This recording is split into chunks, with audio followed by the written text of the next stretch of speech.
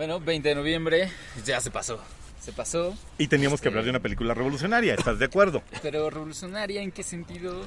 Pues yo lo único que recuerdo es que en el organigrama, cuando planeamos los programas, pusiste Peli Rev. Peli Rev. Y yo pensé, de la Rev. Ajá. Que yo dije, esto va a terminar siendo el nombre de un pobre niño, de una pobre niña. y me pareció muy triste. Entonces pensé, te traigo una película revolucionaria. A ver, ¿cuál es? Sí. No se aceptan devoluciones. Revolucionó mi manera de ver el cine. Empecé a verlo pirata. Empecé a verlo con los ojos cerrados. Ajá, sí, empecé a... ¿No te parece? No me parece, güey. Okay. No me parece que sea revolucionaria ni en lo más mínimo. No, entonces... Ni en tu manera de ver el cine, güey. Entonces sugiéreme una película verdaderamente revolucionaria. El hecho de que haya sido como haya sido... ¿Cuál? ¿No se aceptan devoluciones, Esa dijiste? mera, sí.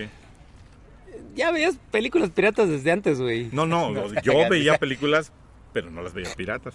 Empecé a ver piratas hasta que vi No se aceptan devoluciones, porque dije, ¿por qué voy a gastar mi dinero en esto? Entonces... Una película revolucionaria, güey. Vámonos con Zapata, güey. No existe una película llamada Vámonos con Zapata. Existe una película que se llama Viva Zapata, una película que se llama Zapata, de infausta memoria.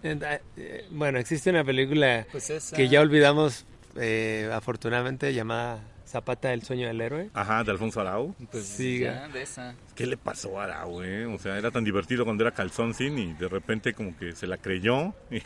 Sí, se la creyó. Y Bueno, si no se nos ocurre nada en 5 segundos, hablemos de Zapata. No, te juro que se me ocurre algo. 4, 3... Ya está, se me ocurrió. 2, Vámonos con 1. Pancho Villa de Fernando. You ain't heard nothing yet. Wait a minute, I tell you. You ain't heard nothing.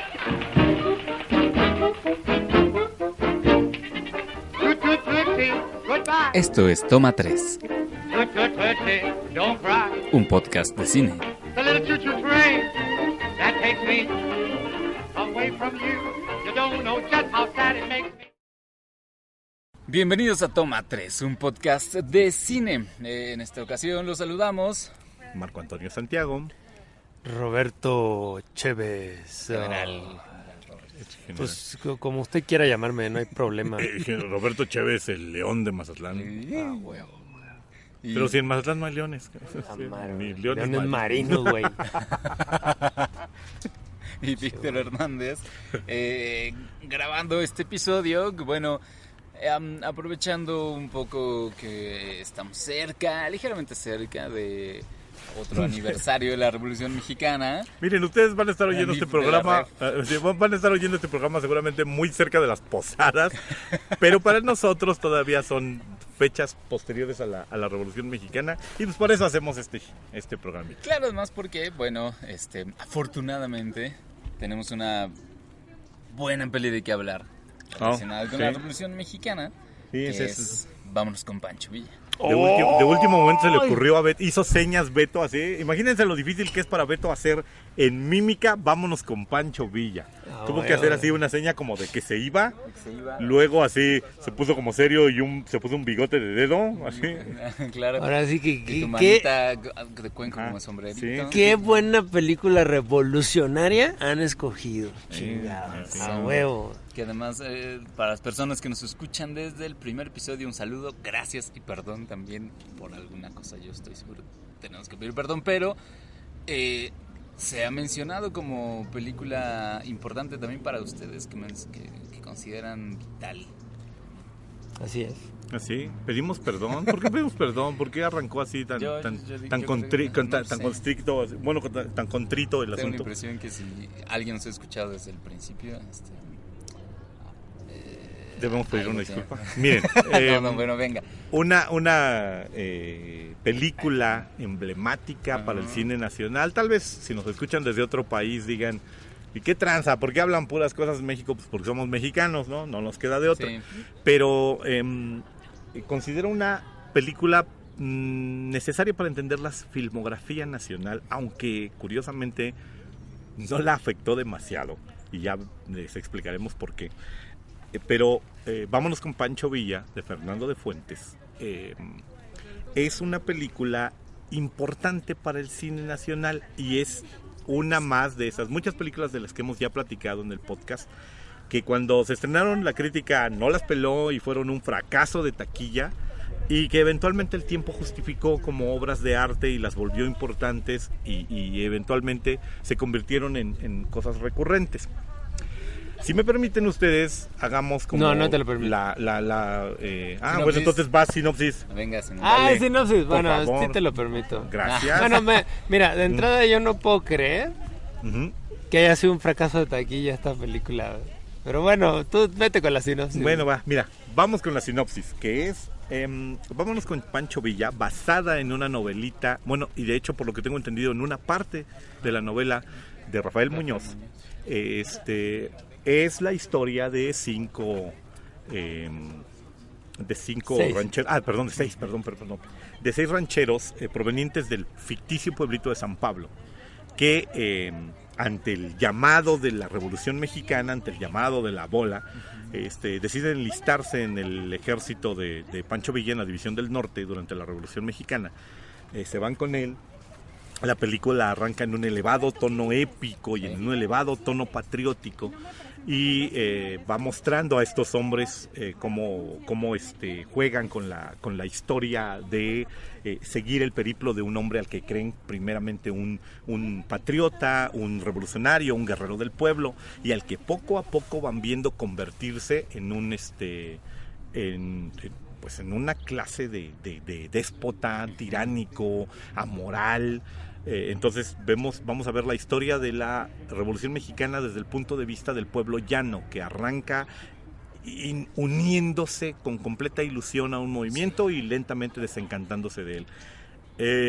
A lo mejor los spoilereamos un poquito, les arruinamos un poquito la historia conforme avance nuestra narración, pero yo dejaría el resumen justamente aquí. Es 6 hombres que salen a enfrentar la Revolución Mexicana y que poco a poco se van desencantando de la misma y del mito de Pancho Villa. Y que esto que dices, que tiene como este gradiente tonal, sí es muy notorio, quizá como parece empezar como una película de aventuras, ¿no? Donde están este grupo de amigos, de pronto tiene esta secuencia donde se presentan todos a cámara, pues, tienen nombres que les van con su caracterización física, como que cada uno tiene habilidades particulares que puede aportar al movimiento, se siente así como de aventura de amigos y de pronto empiezan a pasar, pues las cosas pasan en guerras, en enfrentamientos bélicos, llega la realidad más cruda y termina en un tono mucho más abajo, mucho más oscuro, trágico. Empieza a perder este tono épico y empieza a transformarse en lo que realmente tendría que ser. Es desencanto, ¿no? Es una macabra deconstrucción del mito de la Revolución Mexicana, ¿no? Ahora, aparte, tendríamos ya que brincar a la materia, que es, la película está creada a 10 años de distancia, de 15 años de distancia de los hechos que está narrando. Estamos hablando de 1936. O sea, la película se está haciendo en 1935 y se está terminando. O sea, Fernando Fuentes enferma gravemente y está durante un tiempo alejado del set. Regresa a los sets, pero no regresa a grabar esta película, sino otra película que mencionaremos en un momento y que también es importantísima para el cine nacional, que es allá en el Rancho Grande. Luego regresa a la grabación final, termina la película y la película es estrenada el 31 de diciembre de 1936, el último día del año. O sea, más de un año después de haber sido concluida. De haberse filmado en su mayor parte. Entonces, los hechos que están narrando están a una generación de distancia. Es muy probable que la gente que se está metiendo al cine a ver esta película tenga papás que vivieron en carne propia lo que la película está retratando, o incluso vivieron ellos mismos, muy chavos, vivieron esto y ahora son personas maduras viendo lo que la película retrata. Esa es la primera importancia que tenemos que marcar, ¿no? La película está hecha no a la distancia de la institución 100 años después de aniversario, no. Está hecha cuando sus protagonistas, los que era posible, estaban vivos y plantados en esta buena tierra. Entonces, eso es lo más importante. Qué bien que mencionas esto, porque pues es curioso, o sea, la Revolución Mexicana, pues es en términos históricos, pues para el cine mexicano debería ser algo como un tema recurrente, ¿no? Como algo así como el western gringo, ¿no? Ajá. Y sin embargo no ocurre, o sea, más bien el western mexicano pues fueron las películas rancheras, ¿no? Pero en realidad la revolución pues es un tema poco recurrente, medio escabroso, donde pues la mayoría de los directores no saben cómo abordar el tema y termina siendo algo fallido la mayoría de las veces, ¿no? Y curiosamente, pues Fernando de Fuentes aborda el tema de la revolución no solo con esta película, sino en una trilogía, ¿no? Sí, con El prisionero número 13, una película que muy poca gente ha visto, que es de distribución mucho más limitada, y con... El compadre Mendoza. Ajá, y con una película muy macabra. El compadre Mendoza es una película muy interesante. Y una perspectiva un poco muy diferente de lo que es vámonos con Pancho Villa, ¿no? Sí. O sea, es cómo se vio la revolución desde una hacienda, por decirlo de algún modo, ¿no? Pero también tiene este juego, ¿no? De el hombre que al principio cree que puede mantener a ambos bandos como amigos, que puede mantenerse como al margen de la revolución y que eventualmente se da cuenta de que eso es imposible, de que tiene que elegir un bando, y ahí se ve como el elemento más oscuro de... Y es un tono, aunque no deja de ser oscuro, es un tono más ligero que Vámonos con Pancho Villa, ¿no? Por supuesto. O sea, Vámonos con Pancho Villa es la revolución en su apreciación más descarnada, ¿no? Y pues yo creo que logra reflejar eso muy bien gracias a la distancia que había con el evento, ¿no? O sea, en realidad pues estaba muy reciente todo, o sea, 15 años pues son nada comparados bueno, entre 15 y 20 años son nada comparados con los 70, los ¿no? 100 años 80, que ¿sí? tenemos ahora, ¿no? Entonces, pues en realidad, pues ¿qué puede saber Arau de lo que era la revolución al no verse como un director serio, ¿no? A la hora de querer hacer simplemente dinero, ¿no? Entonces, pues tal vez un director mucho más comprometido, responsable y serio que Arau hubiera logrado algo más interesante, pero no más interesante que lo que pudo hacer Fuentes. Están los ejemplos intentados, ¿no? O sea, Casals con Chico Grande, que trata de hacer un juego. Tampoco me gustó, Ajá. Es mucho más serio, obviamente. Ajá, sí, está a kilómetros de distancia del pastiche de Arau.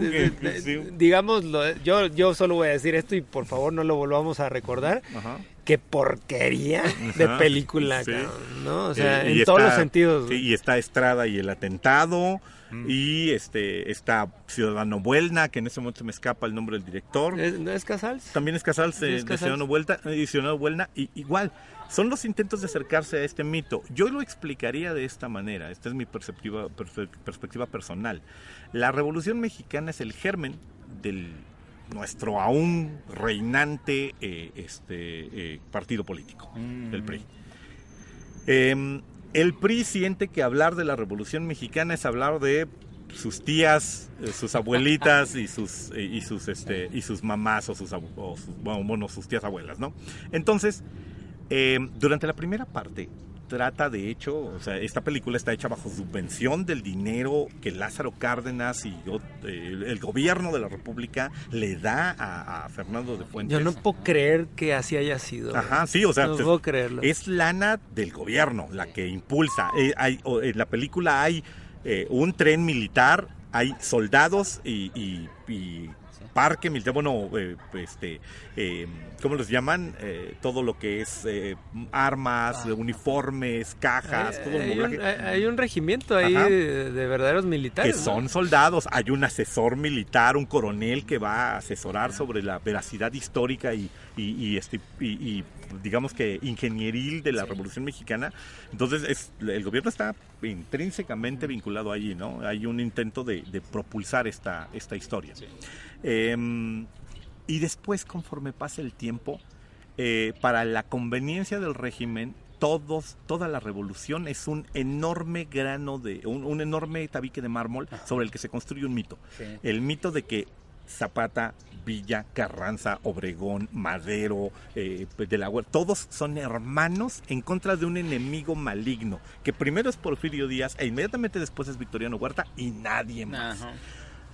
A pesar de que si hacemos un recuento de la revolución, es una serie de azonadas en donde la gente se mató por la espalda, pero así, y cada caudillo caía muerto, asesinado por el caudillo que venía detrás de él a tratar de montarse en la misma silla.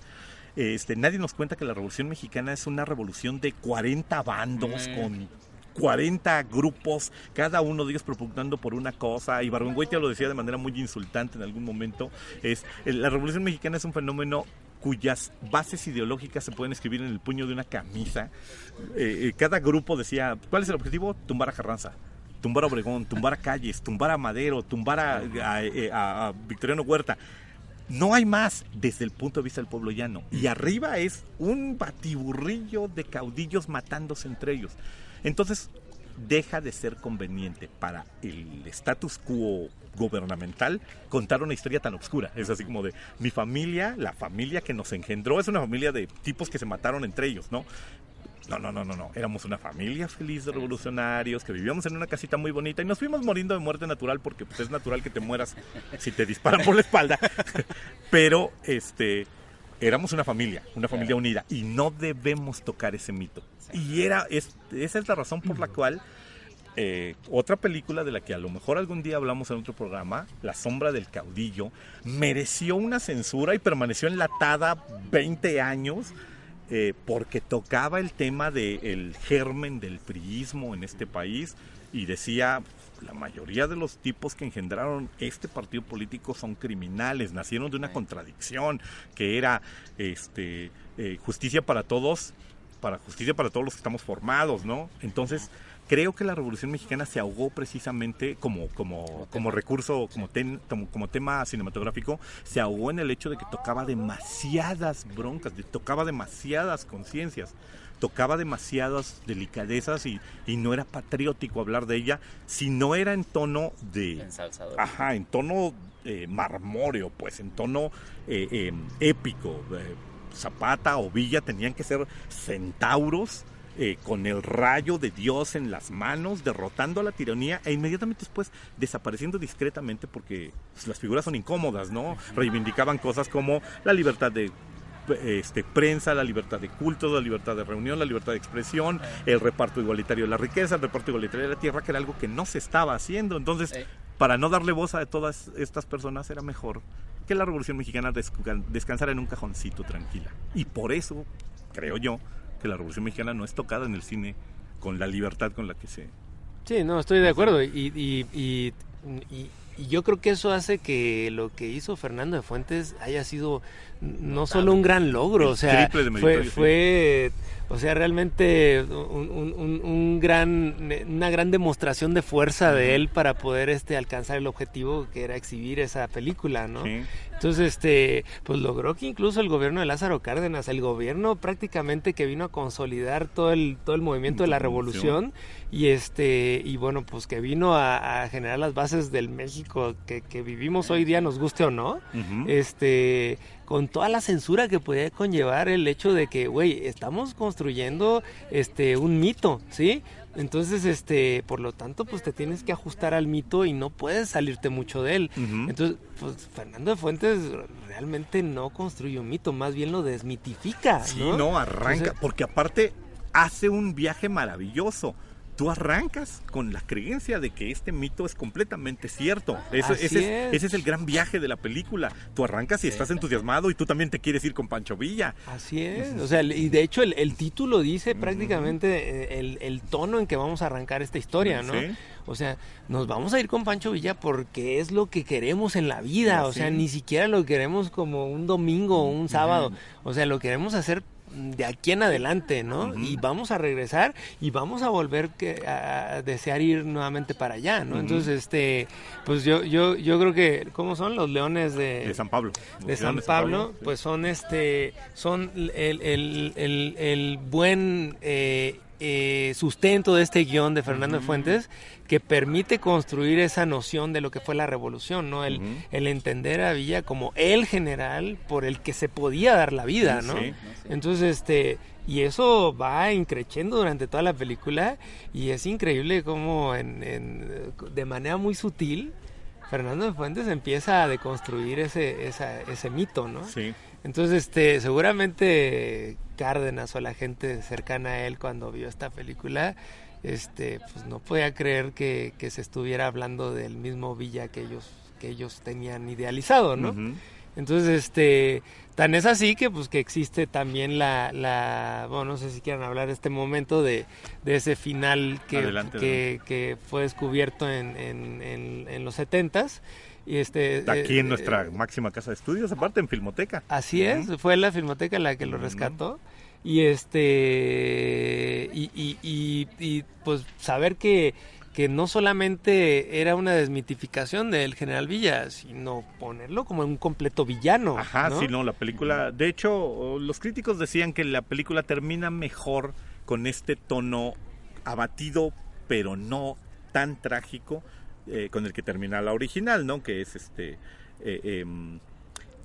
así es la vida, ¿no? Ajá, último personaje yéndose decepcionado, claro, con todos sus amigos perdidos y diciendo hasta aquí se acabó la mía, ¿no? Sí. Contra el segundo final o el final complementario que tiene la película, en el cual Villa, 10 años después, ya derrotado, huyendo, como en la historia es efectivamente, perseguido por la expedición punitiva de Estados Unidos, por Pershing, viene a recoger a este personaje, a Tiburcio, y a pedirle que se vuelva a ir con él, y que le dice, vámonos, ven, mira, otra vez vamos a pelear, y que este tipo le dice, no puedo irme, tengo una familia a la que quiero, aquí está, y de repente vemos a Pancho Villa sacar la pistola y pum, pum, pum, pum, matar a la familia y decirle, ya no tienes nadie que te detenga, fulano, ahora vente conmigo, ¿no?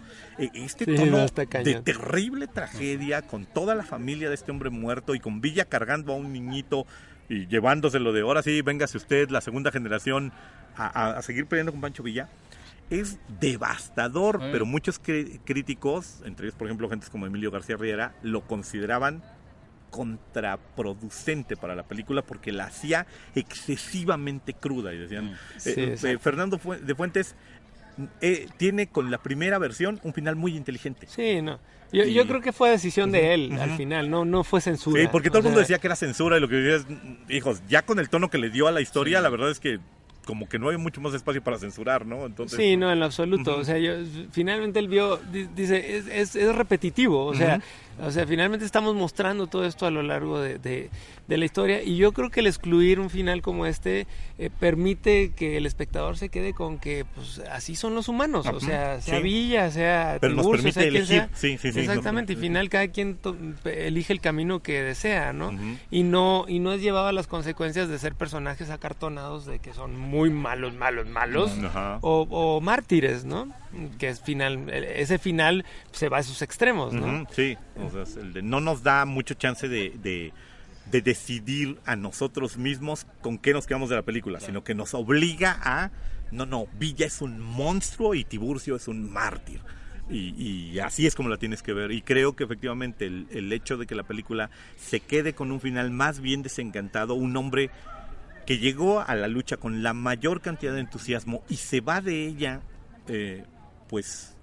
un poquito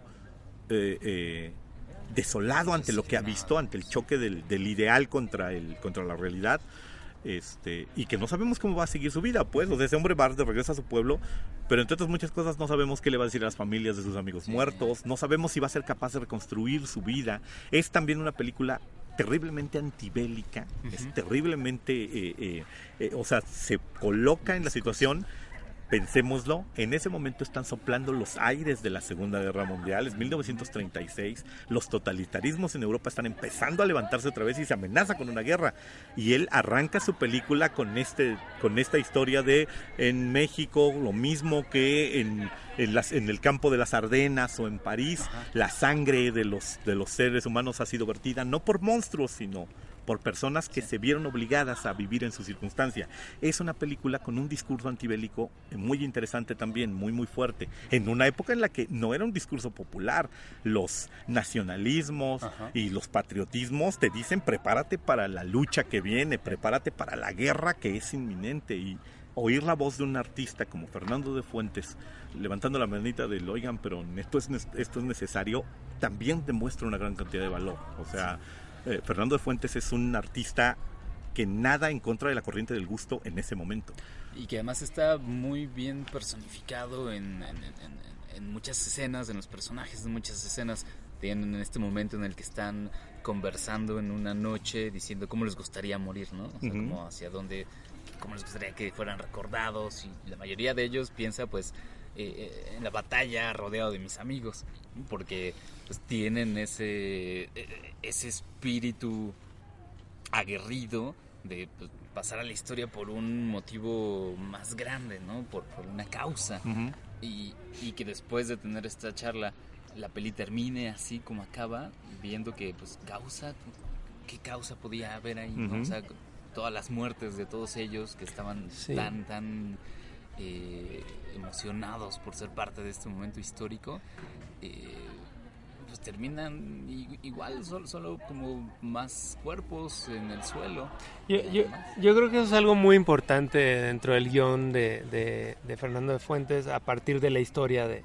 Bueno, está Villaurrutia también en el guión. Bueno, sí, es que pues, yo digo que dejemos lo de las cuestiones técnicas, porque la película está plagada de genios en cada uno de los espacios. Notas para la trivia que difícilmente encuentra uno en la red, ¿no? Y pues bueno, o sea, él al construir este guión a partir de esta novela de Rafael Muñoz, que también es un personaje. Ajá, el personaje de Pablito en la película lo interpreta el escritor de la... Es interesante uno de cómo los leones. Tiene cosas así esta película, ¿no? Sí. Pero bueno, o sea, como él no pierde de vista, yo entiendo que la novela es mucho más descarnada aún que el guión que quedó para la historia. Pero es increíble cómo Fernando de Fuentes, o sea, hace todo un ensayo acerca de la muerte, ¿no? O sea, él finalmente explora qué tan cercana vivía la muerte a estos protagonistas de la revolución, ¿no? O sea, era algo de diario, ¿no? O sea, era algo con lo que convivías hasta, pues, después en las comedias rancheras y todo lo que vino posteriormente, inaugurado por allá en el Rancho Grande, pues la muerte era algo que con lo que el macho mexicano jugaba todo el tiempo, pero no era por ahí, o sea, en la revolución pues estaba muy asociado esto a la valentía con la que un hombre podía ir al campo de batalla y enfrentarse a otros individuos, ¿no? La valentía, el desparpajo completo con el que va. Totalmente, y decir, y despreciar tanto la vida como decir, pues bueno, pues aquí en una cantina podemos no solo apostar dinero, podemos apostar tequila, también podemos apostar la vida, y nos vale madre si la perdemos. Pero eso sí, el que pierda la vida aquí es un cobarde, ¿no? Que quede claro que quien perdió no perdió por mala suerte, no, perdió porque la vida lo señaló como el zacatón que es, ¿no? Exacto. Eso es muy impresionante. La película está llena de estos momentos clásicos en los cuales, por ejemplo, los leones son retados así de, no, a mí me dijeron que los leones eran muy valientes cuando la ametralladora está cegando, cuando muere el primero de los leones, ¿no? A mí me dijeron que todos ustedes eran muy valientes, pero ya vi que era un puro collón. Y uno de ellos toma orgullo del grupo, el decir, no, claro que no importa que esto sea suicida, no importa que no vaya yo a salir vivo de este asunto, a mí cobarde no me dice, a mí zacatón no me dice nadie, ¿no? Y la película está llena de esos momentos de tipos braveros que colocan frente a la muerte con un... podré ser absolutamente todo menos pusilánime. No me rajo. Y el hombre, o sea, en esa escena que trae arrastrando la ametralladora y luego cae sobre ella y se queda balanceándose sobre su cadáver, se queda balanceando sobre la ametralladora que le ha traído a Villa como un presente, como un, ahí está mi general, se la traje. Nos deja como estos momentos, está lleno de estos simbolismos muy interesantes la película de Fuentes. Incluso, o sea, la fuente bibliográfica es muy cercana a la revolución. No dudo que Rafael Muñoz haya vivido ciertos eventos de su novela muy cercanamente, ¿no? Es altamente probable. O sea, yo creo que todo este tratado acerca de lo que es el macho desde la valentía, desde que a mí no me pueden llamar que soy un collón, que soy alguien que reniega de ir a defender al débil y a perseguir una causa que a la hora de la hora no sé exactamente qué es, pero todo se sustenta en que yo no me voy a negar a hacer algo atrevido, tan atrevido que podría representar perder la vida, ¿no? Y eso continuamente está ocurriendo. Yo creo, es más, los nudos dramáticos de la historia, o sea, aquello que le da verdadero, que hace que Vámonos con Pancho Villa sea tan vertiginosa, es justamente como en una película de terror de estas películas de slashers, gringa, donde, pues bueno, tienes a 6 individuos que son carne de cañón, literal, y que los vas a ir eliminando a lo largo de la historia, ¿no? Y cada punto nodal de la historia está marcado porque, pues, uno de ellos se va. Sí, ¿no? Y lo que importa es que previamente nos ha construido a 6 personajes y hay el chance de identificarnos con uno o con otro. O sea, somos nosotros así, o tenemos al amigo chistosín, y tenemos al amigo de pocas palabras, y tenemos al amigo como más cerebral, como más sesudo, y joven, vamos, sí, al entusiasta, ¿no? Y vamos, cada vez que perdemos a uno, vamos sintiendo esa pérdida porque decimos, yo conozco gente así, y eso es lo más macabro. Podría ocurrir que algún día yo me vea envuelto en la guerra y vea perder, y vea caer a mis amigos de esta misma manera. El gran mérito de la película es que de repente muchos espectadores actuales dicen, sí, pero pues es una película que ya tiene 82 años de edad, 83 años de edad. Sí. No, hombre, ya no es una película viejita en blanco y negro, ¿cómo crees? Ya deteriorada. ¿no? Sí, o sea, es una película que ya no tiene sentido ver ahorita después de todas las películas que hemos citado, buenas o malas. Y entonces uno puede pensar, está en la prehistoria del cine. La ves y dices, es enormemente potente. Ajá. Y en la época en la que fue vista, es altamente probable que parte de la razón por la cual fue poco exitosa, por la que fue un fracaso en taquilla, es porque la gente ya ha salido del cine cimbrada. Los que pudieron verla en un cine comercial hayan salido cimbrados de la película y han dicho, no. O sea, no puedo ver esto, es demasiado duro. Exacto. Y es altamente probable que por ahí haya sido. Porque aparte, son gente que acaba de ver del mismo director allá en el Rancho Grande, que es una fiesta. Entonces, si entraron a esta viendo o esperando una segunda fiesta y recibieron este mazazo en la cara. Claro, y ese es un gran ejemplo de lo que acabas de decir. O sea, curiosamente, bueno, permite esto analizarse desde una perspectiva muy circunstancial, porque en el mismo año, el mismo director, o sea, muestra 2 películas, ¿no? Una, Vámonos con Pancho Villa, y la otra, Allá en el Rancho Grande. Una en un tono diametralmente opuesto al de la otra, ¿no? Sí, no, una es un divertimento de charrillos, genial. Exacto. un romance allí de clásico, el romance que va a fincar cómo van a ser las películas de vaqueros, bueno, de rancheros mexicanos, la comedia ranchera, exactamente. O sea, yo no sé si inaugure la época del cine mexicano, pero sí inaugura la comedia ranchera, ¿no? Es una fórmula que va a repetirse hasta el cansancio, que va a construir las carreras de los grandes hitos de actuación del cine mexicano, que las grandes carreras como son Pedro Infante, Jorge Negrete, Pedro Armendáriz, todos. Sí, Antonio Aguilar, Antonio Badú, todos ellos pasaron por eso y el público los apreció gracias a ese tipo de historias. Sí. Entonces, en ese mismo año tú presentas una historia como Allá en el Rancho Grande con Tito Guízar y por otro lado vámonos con Pancho Villa, con toda esta cuestión de la que ya estamos hablando, y curiosamente la gente, o sea, con ambas cosas yo siento que de un mismo nivel de gran calidad, la gente se decide por aquello que simplemente la isla de una realidad, ¿no? O sea, la gente viene a preferir aquello que, bueno, yo no sé si esto es realidad o no, pero definitivamente yo me siento más cómodo estando en una sala de cine viendo una comedia. Si es una gran comedia. Mucha gente dice que el cine es evasión, ¿no? Y que pues y eso es clarísimo, ¿no? O sea, y tan era evasión como que, pues, oye, güey, tienes un mismo producto ahí de gran calidad, un mismo director.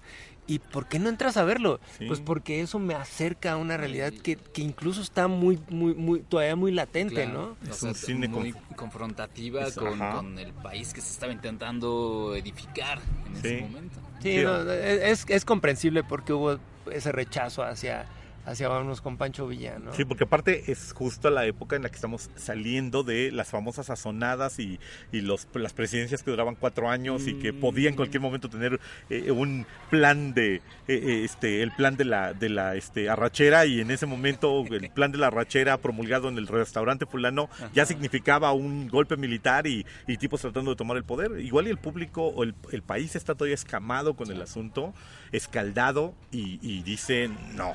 Esta película me confronta con cosas que no quiero pensar. O sea, es bueno que dejemos la revolución atrás. Y la manera de dejar la revolución atrás es hacer las paces con los muertos. Y la manera de hacer las paces con los muertos es decir, todos eran buenos, excepto los que eran claramente muy malos, los que ya escogimos de villanos. Todo el resto de los protagónicos eran buenos y olvídate. pasó. Dejemos de cuestionarnos del asunto. Entonces, vámonos con Pancho Villa. Esa es, creo que la gran marca que tiene, y es la razón por la que yo personalmente le digo a toda la gente que nos oiga que si tiene oportunidad de ver, vea. Sí. Es una película que no ha envejecido nada. No se le siente. Sí, en absoluto. O sea, ni en los diálogos, por ejemplo. O sea, de pronto escuchas expresiones que escuchas ayer. Que después sí, es una película mismo, se sienten orgánicos, naturales, sustanciosos también. Y ese es su gran mérito. Y créanme, no es un mérito fácil. O sea, hay películas cincuenteras y sesenteras hechas como comedias bobaliconas que, o sea, se les siente el tiempo espantoso. Hay películas que hicieron hace 10 años bueno, lamentables productos mexicanos y que ya les pasó el tiempo por encima muy claramente. O sea, lo cierto es que desde el mero inicio del cine en todo el mundo se hizo mal cine, ¿no? Y eso también se hizo en el 36 y en el año que ustedes quieran, ¿no? Entonces, lo que envejece rápidamente es el peor cine, ¿no? Entonces, en el momento en que vemos una película en blanco y negro que nos aburre, es porque en su momento seguramente también fue una película muy mala, ¿no? Sí. Entonces, pues aquí estamos hablando de algo que pues no solo representó un hito para el cine revolucionario, sino para el cine mexicano en general, o sea... Sí, no, está colocada está colocada con toda justicia entre las 10 mejores películas mexicanas de todos los tiempos. Y hay quienes la consideran la mejor. Sí, ¿no? O sea, pero sin ninguna duda, sí. Entonces, yo creo que vámonos con Pancho Villa, pues realmente fue algo que se despegó totalmente del cine que se hacía en ese momento, ¿no? Uh-huh. Y y aquí podríamos evolucionar a ¿por qué? A ver, pasemos ¿no? pues. ¿Por qué ¿Por qué es una película tan grande? ¿Por qué es una película tan chida?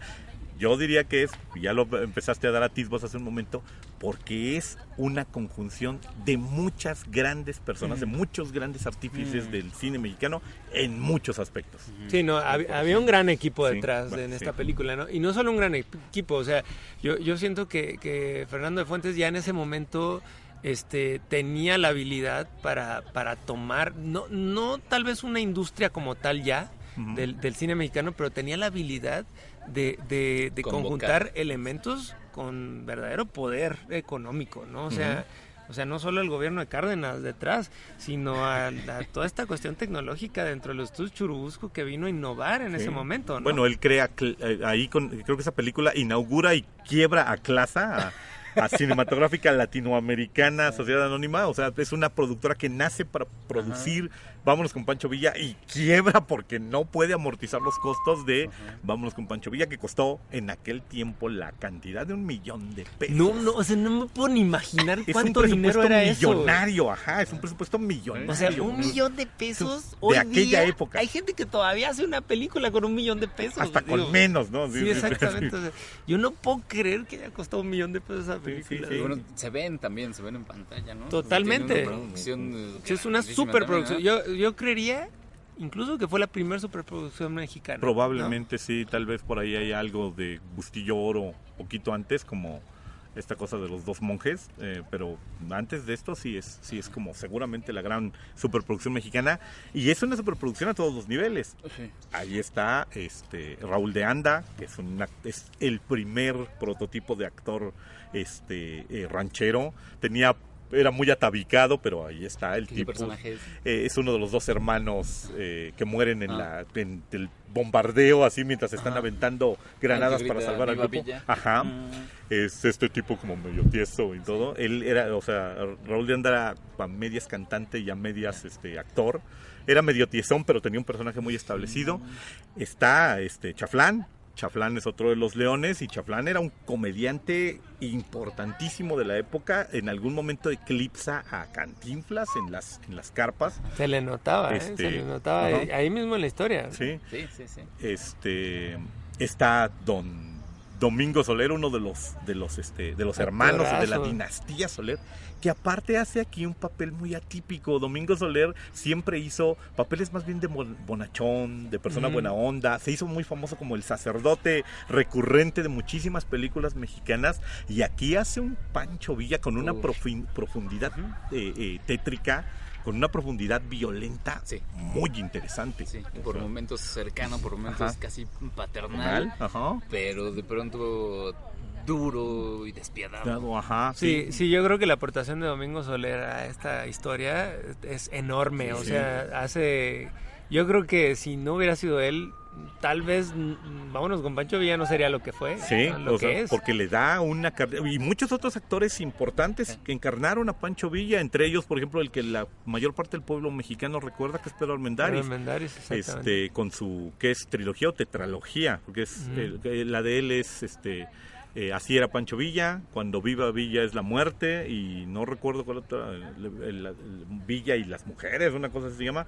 Son 3 o 4 películas de anecdotario de Pancho Villa, y a pesar de que el Pancho Villa de Pedro Armendáriz es muy recio y también tiene esta doble cara de completamente cruel, completamente humano, el de Domingo Soler no se queda atrás, es un gran Pancho Villa. Sí, yo creo uno de los mejores, ¿no? Sí. O sea, Y bueno, por ahí hay también participaciones muy interesantes como Silvestre Revueltas, ¿no? Bueno, sí, un ilustre músico mexicano que crea la partitura para la película y que tiene hasta su cameo en la misma, ¿no? O sea, aparece allí como el pianista del bar ahí al que tiene hasta su letrerín de hagan el favor de no meterle plomazos al pianista. Ahí está Villaurrutia, Javier Villaurrutia, uno de los grandes poetas y escritores de teatro mexicano, echando la mano en el guión. Ahí anda Gabriel Figueroa, un Gabriel Figueroa muy joven, ya de operador de cámara. Ayudándole a Sí. Jorge Stahl, ¿no? Ajá, Jorge Stahl, sí. O sea, en fotografía era lo mejor del momento, Ujú. ¿eh? O Sí, sea, sí, era. no porque Gabriel Figueroa después haya venido a hacer grandes hitos de la fotografía en el cine mexicano, pues el hecho de que haya sido en ese momento asistente de cámara no significa que no haya sido una gran aportación, ¿no? Y que Jorge Stahl es como, pues, en ese momento funcionando como su maestro, o sea, el Totalmente. talento de Figueroa no es espontáneo, no nace de, él agarró una cámara y empezó a fotografiar bien, no, aprende de un gran fotógrafo también, al grado de que, bueno, Jorge Stahl es una eminencia que incluso le da nombre a salas de cine y todo, precisamente por la importancia de sus aportaciones. Están en la asistencia de director Miguel M. Delgado, que luego se va a volver famosísimo en el cine nacional porque dirige a Cantinflas en como 30 ocasiones. Miguel M. Delgado aparte es primo de Joaquín Pardavé, que es otro de los grandes actores de comedia del cine mexicano. Y Miguel M. Delgado también hace ahí su participación, su cameo como el doctor que le dice a Pancho Villa y a los toros que hay que quemar los trenes y las posesiones, la ropa y todo lo demás del enfermo de viruela. Entonces él aparece allí. Está Matilde Landeta. Matilde Landeta está como segunda asistente de dirección y en realidad ella es la instructora de diálogo, es la que ayuda en la creación de diálogos dentro de escena. Y la historia de ella es muy, muy curiosa porque es una de las primeras cineastas mexicanas olvidada por la historia, porque pues en aquella época era una industria dominada por hombres, nadie tenía confianza de ella. Ella hace una película mexicana de aquellas primeras épocas, consigue financiamiento para una película olvidada y luego reivindicada que se llama La Negra Angustias, y ella escribió varios guiones para cine mexicano que nadie le quería producir. Uno de ellos terminó siendo una película de Alfonso Corona Blake, por la que terminó demandando porque no le querían dar el crédito de dirección. Al final le concedieron el pleito, pero al mismo tiempo le dijeron: nunca volverás a trabajar en el cine mexicano. A Matilde Landeta, y Matilde Landeta desaparece del cine nacional durante 30 años aquí en México. Se va a Estados Unidos a hacer guiones y a escribir y a ayudar en segundas unidades de dirección. Y muchos años después, reivindicada por un movimiento feminista cada vez más y más fuerte, ella va a regresar a México a dirigir una película autobiográfica sobre Rosario Castellanos, que es Nocturno Rosario, precisamente para reivindicar otra vez la figura de la mujer. Y ahora creo que hay hasta un premio Matilde Landeta de dirección o de guión femenino. Ya. Y ella ahí está también y se siente su participación por la naturaleza de los diálogos y todo. Se le puede achacar parte de la potencia de los diálogos a esta mujer. Y como eso podemos seguir citando porque creo que está hasta Celestino Gorostiza en la producción. Así.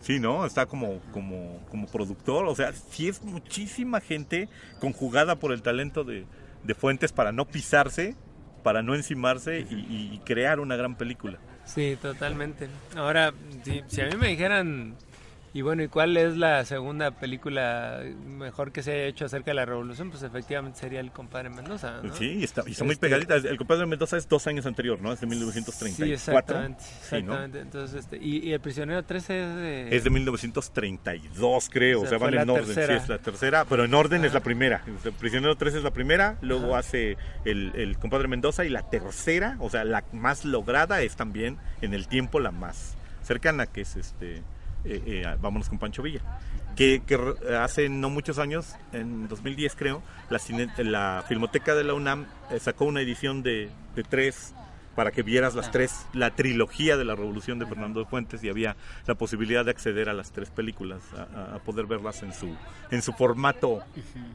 original, ya restauradas. Sí, entonces, bueno, Fernando de Fuentes vino a abrir mucho el camino para el cine mexicano. O sea, él dispuso de todos los elementos que tal vez estábamos hablando, bueno, cuidando las proporciones de este Ismael Rodríguez con Los Tres Huastecos en cuanto a técnica y la posibilidad de atreverse a hacer ciertas cosas. O sea, pasa con Vámonos con Pancho Villa, cosas que pues tal vez solo he visto en el cine gringo, ¿no? O sea, decir, pues bueno, tienes a tu disposición la marina estadounidense para poder hacer lo que tú quieras. Bueno, obviamente a lo Michael Bay, así te prestan aviones. Exactamente. O sea, esta película no en ningún momento tú puedes ver que se escatimó en algún sentido para toda esta cuestión de lo que era la lucha armada en tiempos de la Revolución y cómo realmente se representaba una batalla en campo abierto, ¿no? Entonces, le compraron cámaras, ¿no? O sea, según tengo entendido, le compraron, o sea, tiene equipo nuevo de grabación, o sea, le compraron cámaras nuevas, no recuerdo cómo se llaman las cámaras que le compraron equipo de sincronización de audio y utilizaron un revelado por tecnología gamma que dicen que utilizaban en aquel tiempo para la película, que era también así como lo más de punta que había en ese momento para trabajar tecnológicamente. Era parte de los recursos que el gobierno le dio. Sí, o sea, o sea, ese $1,000,000 de pesos sabemos en dónde fue. Digo que no fue únicamente para esa película, o sea, en realidad se fue compró algo, equipo para... Sí, claro. se usó en otras películas, pero ellos fueron los que estrenaron prácticamente toda esta nueva tecnología. Pero mira, si te dijeran, o sea, con los impuestos que pagas, vas a tener otra peli como esas, pues es gustoso. Ah, sí, gustoso lo cebado. Pues mejor se doy directo. Sí, o sea, que me digan dónde puso su charolita al director y ahí mismo le voy a poner lana, no sé. No tiene por qué arranque un PayPal, ¿cómo le llaman a estas financiadoras que haces tú mismo? Un crowdsourcing. Ajá, sí. Dice que, pues, obviamente cuidando también las proporciones, yo veo ciertas similitudes con el acorazado Potemkin de Eisenstein, ¿no? O sea, en su momento, cuando estaba todo lo que daba el discurso del socialismo ruso y todo eso, donde había una gran censura hacia el cine, o más bien utilizar al cine como un medio de propaganda importante, pues Eisenstein se atrevió a contar historias que desmitificaban pues toda una ideología, ¿no? Entonces, en ese sentido, pues yo creo que Fernando de Fuentes pues logra un documento muy interesante, no solamente hablando de una historia que tiene ritmo, que tiene un buen guión, que está bien contada, sino que también está pegada a hechos reales, ¿no? O sea, a lo que el sentir del pueblo era, a cómo un ciudadano que vivió en ese momento la revolución, alguien que vivía allá en el campo, la idealizaba y al mismo tiempo tenía oportunidad de desencantarse de ella, ¿no? Entonces, pues yo creo que por eso terminó siendo Vámonos con Pancho Villa, que pues, según entiendo fue rescatada por por cinecluberos en los 60s. Sí, lo que dicen, ya lo hemos mencionado, ¿no? Es una película que dura solo una semana en cartelera y es un fracaso estrepitoso. Nadie va a ver la película y después de eso es como, bueno, construimos un elefante blanco y ahora dejamos que la selva lo cubra. Construimos un teatro de la ópera así en mitad del Amazonas y ahora dejaremos que la selva lo cubra y lo desaparezca. Y es una película que pasó tranquilamente 30 años, olvidada del público, nadie la veía, ninguna televisora se interesó como en pasarla ni nada por el estilo. Sí era pues como una pieza de museo que había que contar y se le narraba como, uy, la gran película mexicana que arruinó unos estudios, ¿no? Y ahí se quedó. Y justamente en los 60s, en los famosos movimientos de cineclub que nacieron en la ciudad universitaria y en la periferia, la película empezó a cobrar notoriedad, precisamente por su discurso un poquito anti-autoridad y anti-establishment. Y fueron los cineclubs los que la trajeron de regreso. Lo que dicen es que fue en los cineclubs donde alcanzó reivindicación, al grado de que fue precisamente esta emoción, reestrenarla, verla con gran parte de sus artífices, aparte ya muertos o en otras cosas, fue lo que hizo que buscaran una copia y encontraran la famosa copia perdida en 16 milímetros en Filmoteca, muy deteriorada, y que dijeran, oye, resulta que Vámonos con Pancho Villa tiene otro final, ¿no? Y que se estrenara con bombo y platillo. Sí, porque estabas hablando de un final alternativo de una época donde eso no existía. No había final, había finales alternativos, eran enterrados y nadie mencionaba que hubo un final alternativo, ni siquiera un corte diferente. Totalmente, y no estabas hablando de un final alternativo de cualquier película, estabas hablando de un final alternativo de algo que había marcado época, ¿no? Sí, que aparte el primer temor era, ¿y qué tal que tiene un final feliz? ¿Qué tal que regresó Pancho Villa y le dijo, con sus poderes mágicos resucitó a los leones de San Pablo y llegó con ellos cabalgando al pueblo? Les digo, aquí le traigo a sus muchachitos, y se fue volando hacia el cielo. Y a mí sí me hubiera gustado ese final. Para no sentirte tan mal ahora. Sí, así es el del he sido traicionado por Fernando de Fuentes. Pues sí, pero efectivamente el escándalo del final alternativo la terminó de colocar en su justo lugar, porque creo que al final Vamos con Pancho Villa es una película a la que la revolución sí le hizo justicia. Pasado el tiempo, la podemos ver, y la podemos ver con la distancia adecuada, sin que pise los callos que tal vez pisó en su momento, pero la podemos ver como la obra crítica que es, y como la valiosa obra cinematográfica que es. Y que sí sigue siendo necesaria en estos tiempos, incluso, o sea, a 107 años de hecho, creo que se vuelve más necesaria, ¿no? O sea, se vuelve muy necesaria precisamente de la idea de todo mito debe ser cuestionado, ¿no? Incluso aquellos mitos que sentimos que nos dieron origen, o aquellos mitos sobre los que estamos parados, tiene que ser cuestionado, ¿no? O sea, eso, en una época como la nuestra, en donde prácticamente eso es materia de todos los días, la mayor parte de la gente considera que la Revolución Mexicana es algo ya finiquitado, terminado y en el baúl de los recuerdos. Me estaba acordando, por ahí está Reed, México Insurgente, de Paul Leduc, ¿no? Es una gran película también que habla de la revolución y bueno, algo más hacia acá. Es una película de los 70s. Sí.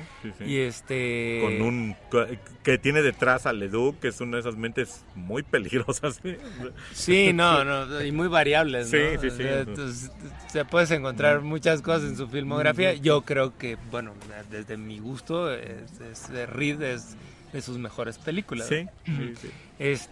Pero pues finalmente el hecho de que se haya conmemorado recientemente un aniversario más de la Revolución, pues es simplemente un pretexto para hablar de una película tan importante en la historia del cine mexicano como lo es Vámonos con Pancho Villa, ¿no? Querías hablar de Antonio Banderas y featuring Pancho Villa. No, o sea, la revolución podría ser otro tema hablado desde qué porquerías se han hecho en la historia del cosas cine, ¿no?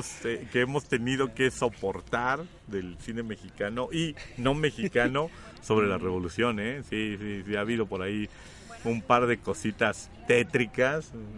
Los gringos, por ejemplo, en su momento se dedicaron a hacer películas de Pancho Villa muy raras, así, The Revenge of Pancho Villa, porque hasta donde podemos entender, es una figura que les es un poquito incómoda, no les gusta del todo Pancho Villa y tiene un problema ahí con él. Sí, yo creo que hasta la llegada de ISIS, yo creo que lo recordaban muy bien. Hasta ¿no? Osama Bin Laden tenían así como la ubicación de que Pancho Villa era... un terrorista que se fue a meter hasta la casa, ¿no? Sí. Bien, pero bueno, qué bueno que encontramos, que elegimos hablar de esta peli y no de ese otro tema. Que de- topamos, que topamos a don Fernando de Fuentes y su cine, y el hecho de que lo perdiéramos tan pronto, ¿no? Porque murió de 60 y tantos años, murió... Sí, creo que su última película fue en el 54. Sí, murió joven para lo que todavía le faltaba por dar, por lo que podemos imaginar, aunque pues siempre lo recordaremos por sus piezas maestras de cine y especialmente por Vámonos con Pancho Villa. Bien, pues entonces queda ahí este episodio con esta recomendación, sí, no, que no se deje pasar. Yo ya estoy empezando a confiar en lo que me recomiendan ustedes que yo vea. Sí, estás empezando a confiar. Es preocupante, lleva casi un año haciendo programa con nosotros y